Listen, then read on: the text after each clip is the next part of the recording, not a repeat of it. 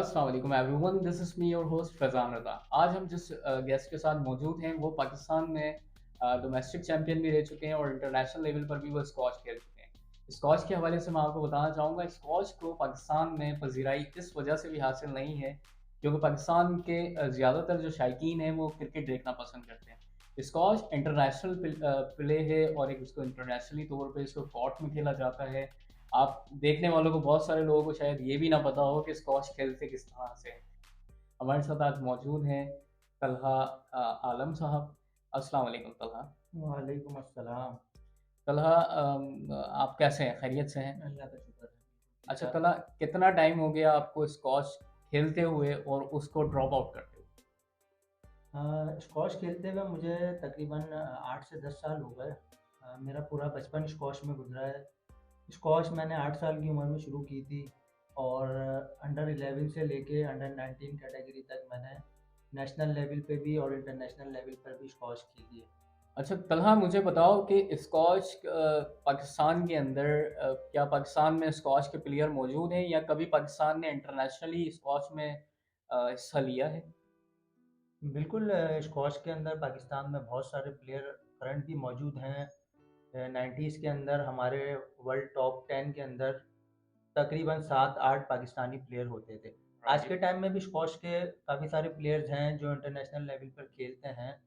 लेकिन अब उन प्लेयरों के अंदर वो बात मुझे नहीं नज़र आती जो एक टाइम था जब पाकिस्तान दुनिया पे राज करता था स्क्वॉश के अंदर। जहांगीर खान, जांशिर खान, आप अगर इनकी हिस्ट्री उठा के देखें तो ये ऐसे प्लेयर थे स्क्वॉश के कि इनको बीट करना जो है वो बहुत ज़्यादा मुश्किल था उसके उस वक्त के टाइम के अंदर। मतलब ये कह सकते हैं हम बहुत सारी चीज़ों में मॉडर्नाइजेशन आ गई है, तो पाकिस्तान में स्क्वॉश का अब क्यों नाम नहीं है?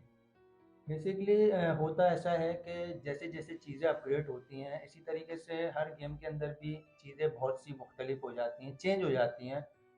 90s की जो मैं आपको बात बता रहा हूँ उस वक्त में स्क्वॉश के रैकेट्स वगैरह और बॉल्स वगैरह इतनी ज़्यादा महंगी नहीं हुआ करती थी जिसकी वजह से प्लेयर्स रैकेट वगैरह अफोर्ड कर लेते थे। लेकिन आज के टाइम के अंदर जो है स्क्वॉश एक बहुत एक्सपेंसिव गेम बन चुका है क्योंकि इसका सामान बहुत ज़्यादा महंगा है। तलहा, मुझे बताएं कि आपने स्टार्टअप कहाँ से लिया? कराची के अंदर कौन से जिम खाने से आपने खेलना स्टार्ट किया? कौन आपका टीचर रह चुका है उसमें? देखिए स्क्वॉश तो जैसे मैंने आपको पहले भी बताया मैं 8 साल की उम्र से खेल रहा हूँ और स्क्वॉश हमारा फैमिली गेम है। मेरे दादा, मेरे वालिद साहब, हम लोग सब स्क्वॉश से रिलेट करते हैं। तो मैंने जो स्क्वॉश शुरू की थी वो नेशनल उससे कराची, मैं बेसिकली कराची को रिप्रेजेंट करता था, सिंध को। और सिंध की तरफ से मैंने स्क्वॉश खेलना शुरू की थी पहले नेशनल लेवल पे, फिर आहिस्ता आहिस्ता करते करते फिर मैं इंटरनेशनल लेवल पे खेला। जिस ठीक तरह है। मैंने आपको पहले बताया कि मैंने अंडर 11 में स्क्वॉश खेलना शुरू की थी, उस ठीक वक्त है। मैं 11 साल का था। ठीक है। उसके बाद मैंने अंडर 19 की उम्र तक जो है वो स्क्वॉश खेली, अंडर 19 की कैटेगरी में, जिसमें मैंने इंटरनेशनली भी काफ़ी जगहों पे पार्टिसिपेट किया है, जिसमें सिंगापुर, मलेशिया, कतर, इन जगहों पे मैंने पार्टिसिपेट किया। और नेशनल में भी मैंने जो है वो टाइटल जीते हैं अंडर 15 और अंडर 17 के अंदर, पेशावर के अंदर और कराची के अंदर। और कंटिन्यूसली मैं नेशनल पाकिस्तान लेवल के ऊपर कंटिन्यूसली मैं 2 साल नंबर 1 रहा हूँ टॉप पर दैट्स जूनियर गुड। में। That's good. अच्छा, उसकी अब मुझे बताएं कि आपने 2 साल कांस्टेंट जो है पाकिस्तान को रिप्रेजेंट किया, पाकिस्तान के अंदर भी और पाकिस्तान के बाहर भी। पाकिस्तान के बाहर जैसे आपने बताया सिंगापुर में, और कहाँ कहाँ? कतर में, और मलेशिया में। मलेशिया में। मतलब एशिया के तकरीबन कंट्रीज़ के अंदर आपने गेम किया और खेला उसको, और जीत कर भी आए माशाल्लाह पाकिस्तान के लिए। अच्छा, मुझे ये बताएं कि आप फिर आपने डिसहार्ट होने की वजह क्या है और आपने फिर क्यों इतना डिसहार्ट होने के बाद ये बिल्कुल ही तर्क कर दिया? देखें जिस तरह मैंने आपको पहले बताया कि पहले की स्क्वॉश में और अभी की स्क्वॉश के अंदर काफ़ी डिफरेंस यूँ आ चुका है कि स्क्वॉश एक बहुत महंगा गेम है। तो हर किसी के लिए इस गेम को अफोर्ड करना जो है वो आसान नहीं है। तो मेरी जो है ख़ास वजह ये थी कि मैं जिस तरह आपने अभी बात की कि स्क्वॉश से ज़्यादा लोग अभी जो ज़्यादातर रुझान है लोगों का वो क्रिकेट में है स्पोर्ट्स के अंदर। बिल्कुल स्क्वॉश को सही। अ, बहुत सारे लोग ऐसे हैं, बल्कि आप ऐसा कह लें कि 70% लोग ऐसे होंगे जिन्हें स्क्वॉश के बारे में पता ही नहीं है कि स्क्वॉश बेसिकली गेम है क्या। ठीक है। जिसकी वजह से स्क्वॉश के अंदर इतने स्पॉन्सर भी नहीं हैं। राइट। ये गेम यूरोप का है, यूरोप के अंदर इस गेम को यूरोप या आप एशिया के अंदर भी अब ये गेम बहुत ज़्यादा जो है वो अ, पजीराई हासिल कर चुका है। हाँ, कर चुका है बिल्कुल। अ, यूरोप में तो बहुत ज़्यादा स्पॉन्सर हैं जिस क्योंकि तरीके हमने तो ये जो गेम है स्क्वॉश का हवाले से कभी, टू बी वेरी ऑनेस्ट, कि पाकिस्तान में इसके मैचेस होते हुए मैंने नहीं सुने हैं। हमने तो फ़िल्मों में ही देखा, और तकरीबन जो पाकिस्तान के लोग हैं उन्होंने भी स्क्वॉश को सिर्फ़ फ़िल्मों में ही देखा होगा, या उसके अलावा तो मुझे नहीं लगता कि पाकिस्तान के अंदर भी प्लेयर्स मौजूद हैं और अ, अभी करंटली कुछ इसके लिए कर रहे हैं। पास्ट में तो जहांगीर खान और शेर खान साहब का नाम तो ख़ैर हमने पहले भी सुना है कि वो खेलते रहे हैं पाकिस्तान के लिए।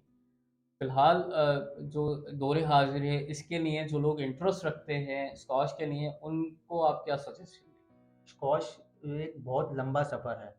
उसके अंदर जो है जिस तरीके से आप जैसे क्रिकेट ले लें कि एक प्लेयर को खेलने के लिए, मैं इसकी एग्जांपल आपको इस तरह समझाता हूँ कि एक प्लेयर को क्रिकेट खेलने के लिए कम से कम 3-4 बैट वो अपने साथ कैरी करता है। ठीक है।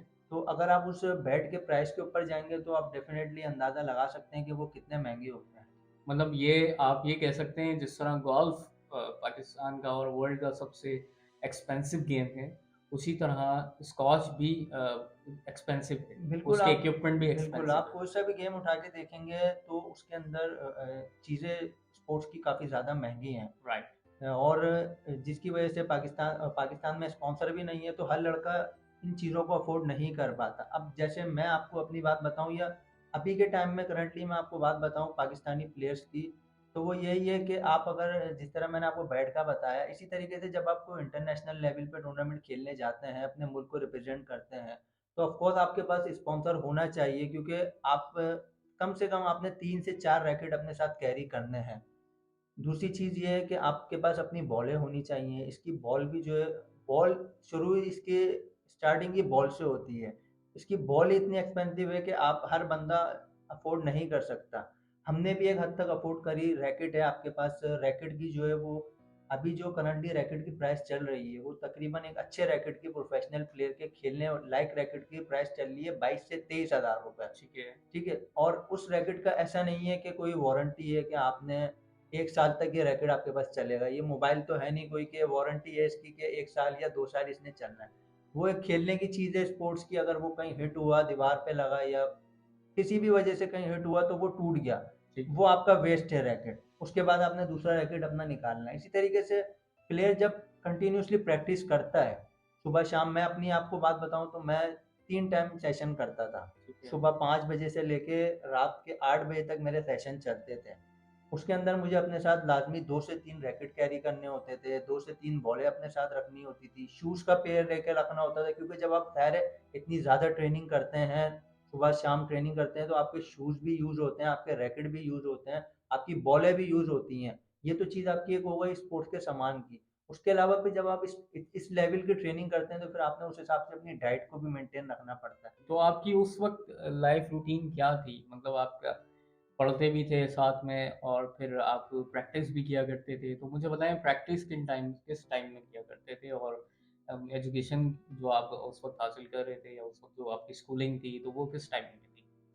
देखें स्कूलिंग तो मैंने अपनी कर रहा था साथ-साथ स्क्वॉश भी जब स्टार्टिंग में शुरू की हुँ, थी हुँ। स्क्वॉश खेलना, तो उस वक़्त तो बिगिनर थे हम जब थोड़ा बहुत खेलते थे, जब हुँ, स्टार्ट लिया था तो स्कूलिंग हो जाती थी हमारी। राइट। लेकिन जब मैं अच्छे लेवल पर खेलने लगा, वालिद साहब ने मेरे ट्रेनिंग मुझे हार्ड कराना शुरू करी। अच्छा मेरे कोच जो थे वो मेरे वालिद साहब भी थे।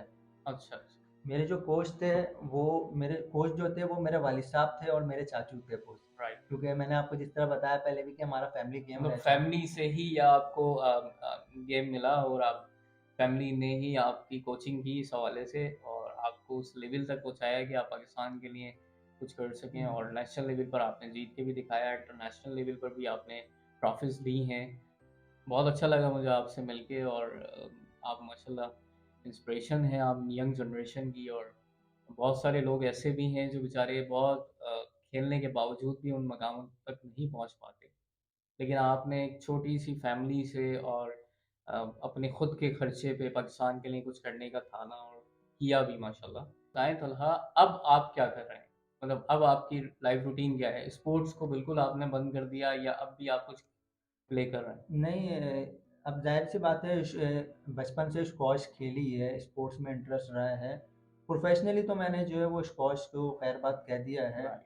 लेकिन मैं पर्सनली प्राइवेट कोचिंग्स वग़ैरह करता हूँ, लेकिन अब कोशिश करता हूँ कि अपनी फ़िटनेस के लिए जो है वो स्पोर्ट्स को मैं कंटिन्यू करूँ। तो आप क्योंकि अभी कोचिंग कर रहे हैं कहीं? मैं बिल्कुल कोचिंग स्कॉच कर की कोचिंग चला रहे हैं आप? जी, बिल्कुल। कहाँ चला रहे हैं? मैं कोचिंग करता हूँ, मैं प्राइवेट कोचिंग करता हूँ। रिसेंटली मैंने सिंध क्लब में एक हमारे बड़े अज़ीज़ दोस्त हैं, उनकी डॉटर को मैंने ट्रेनिंग करवाई है और वो माशाल्लाह से नेशनल लेवल पे चैंपियनशिप जीती है जूनियर के अच्छा, अंदर। देखने वालों के लिए मैं ये भी रिक्वेस्ट करूँगा कि आप जो पाकिस्तान का जो डोमेस्टिक चैंपियन रह चुका है, अगर उसकी कोचिंग में आप आना चाहते हैं, आप ज़रूर राब्ता करें। और ये इनका कहना ये है कि ये आपकी जगह पर आकर, आपके घर पर डोर स्टेप पर आके आपको ट्रेन करेंगे। जिस तरह इन्होंने बताया कि अभी इन्होंने एक डॉक्टर को अपना कोचिंग दी है और माशाल्लाह अब नेशनल लेवल पर भी वो स्क्वॉश को रिप्रेजेंट कर रही हैं। तो इन्हीं तमाम बातों के साथ बहुत-बहुत शुक्रिया देखने वालों का, सुनने वालों का, एंड तलहा साहब का भी कि उन्होंने हमें टाइम दिया। अपना बहुत-बहुत ख़्याल रखिएगा, चैनल को सब्सक्राइब कर लीजिए। वीडियो पसंद आए तो लाइक ज़रूर कीजिए, अदरवाइज़ आप मुझे अपने कीमती कमेंट्स, अपनी कीमती राय से बता सकते हैं कि मैं अपनी वीडियोज़ में क्या कुछ बेहतर कर सकता हूँ। अपना बहुत-बहुत ख़्याल रखिएगा। अल्लाह हाफ़िज़।